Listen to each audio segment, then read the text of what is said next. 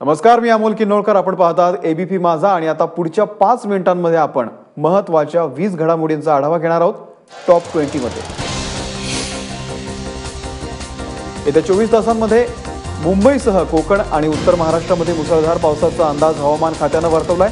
उत्तर कोकणातील ठाणे, पालघर सोबतच रायगड या जिल्ह्यांमध्ये जोरदार पाऊस पडण्याची शक्यता आहे. तसंच दक्षिण कोकणातील रत्नागिरी, सिंधुदुर्ग जिल्ह्यात सुद्धा बहुतांश ठिकाणी जोरदार पाऊस पडू शकतो. याशिवाय उत्तर महाराष्ट्रातील धुळे, नंदुरबार, नाशिक या जिल्ह्यात सुद्धा जोरदार पावसाचा अंदाज वर्तवण्यात आलाय.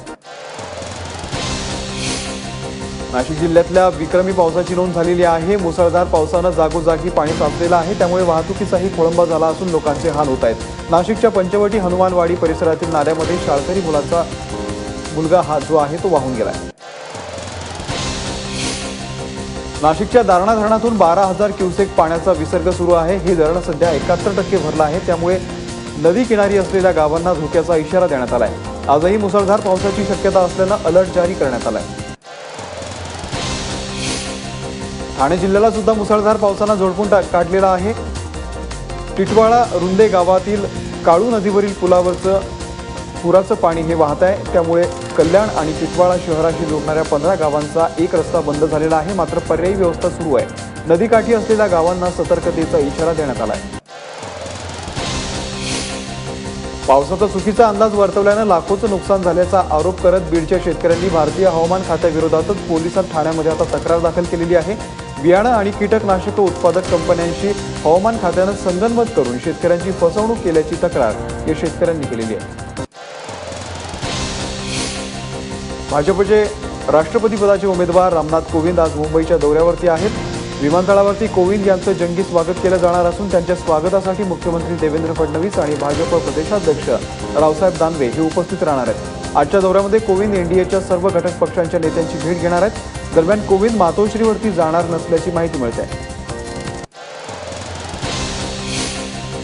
माजी महसूल मंत्री एकनाथ खडसेंच्या बीएसईबी मालमत्तांच्या आरोपांबाबत राज्य सरकारनं कोणती पावलं उचलली आहेत असा सवाल मुंबई उच्च न्यायालयानं राज्य सरकारला विचारलेला आहे. सामाजिक कार्यकर्ता अंजली दमानिया यांनी खडसे आणि त्यांच्या कुटुंबियांविरोधात फौजदारी जनहित याचिका दाखल केली आहे.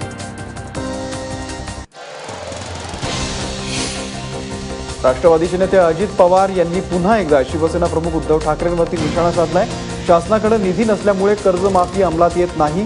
मुंबई महानगरपालिकेनं विविध बँकांमध्ये 60,000 कोटी रुपयांच्या ठेवी ठेवलेल्या आहेत. यातील अर्धा निधी राज्य सरकारला देऊन उद्धव ठाकरेंनी शेतकऱ्यांचं भलं करावं असं आवाहन अजितदादा यांनी केलं आहे. भारताच्या ईशान्येकडील राज्यामध्ये मुसळधार पावसाचा कहर सुरूच आहे. आसाम आणि अरुणाचल प्रदेशातील अनेक जिल्ह्यांना महापुराचा सामना करावा लागतोय. आसाममधील 33 जिल्ह्यांपैकी 26 जिल्ह्यांमध्ये पूर आलाय. या पुरामुळे आसाममध्ये आतापर्यंत 49 जणांचा मृत्यू झालाय, तर 18 लाख लोक हे बेघर झालेले आहेत. नोटाबंदीच्या काळामध्ये लोकांनी जुन्या नोटा जमा केल्या, मात्र त्यातील 6.60 लाख लोकांना जुन्या नोटांचा हिशेब देता आलेला नाहीये.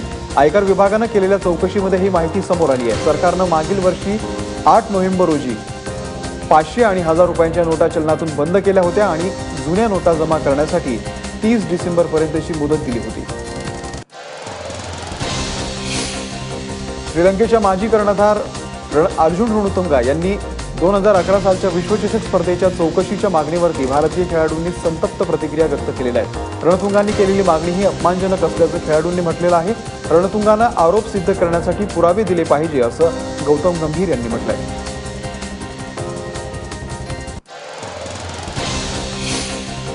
पॅरासेलिंग करताना एका ऑस्ट्रेलियन व्यक्तीचा मृत्यू झालेला आहे. थायलंडमधल्या फुकेट या शहरामध्ये 71 वर्षीय रॉजर हुसे विसिबली आपल्या पत्नीसह पॅरासेलिंग करायला गेले होते. मात्र आकाशामध्ये झेपावल्यानंतर अवघ्या 18 सेकंदांमध्ये रॉजर हे समुद्रामध्ये कोसळले. त्यांना तातडीनं जवळच्याच पेंटॉंगमध्ये रुग्णालयात दाखल करण्यात आलं होतं, पण उपचाराआधीच त्यांचा मृत्यू झाल्याचं डॉक्टरांनी सांगितलं.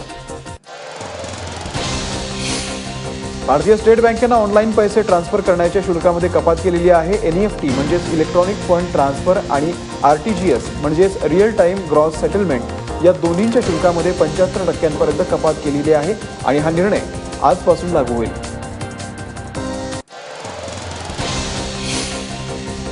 ठाणे जिल्ह्यातल्या वालधुणी नदीच्या प्रदूषणावरून सर्वोच्च न्यायालयानं स्थानिक संस्थांना चांगलंच फटकारलेलं आहे. नदीच्या पुनरुज्जीवनासाठी 100 कोटींचा दंड भरण्याचे केडीएमसी उल्हासनगर पालिकेला आदेश देण्यात आलेले आहेत। अंबरनाथ, डोंबिवली, कल्याण, उल्हासनगर या शहरातून वाहणाऱ्या वालधुनी नदीच्या पात्रामध्ये या सर्व शहरांमधून MIDCतून येणारं प्रदूषित पाणी सोडलं जातं।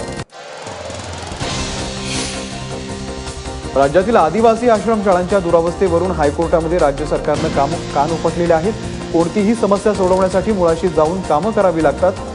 त्यामुळे मंत्रालयामध्ये बसून समित्या स्थापन करण्यापेक्षा आदिवासी भागामध्ये जाऊन काम करा असा सज्जड दम हा हायकोर्टानं भरलाय।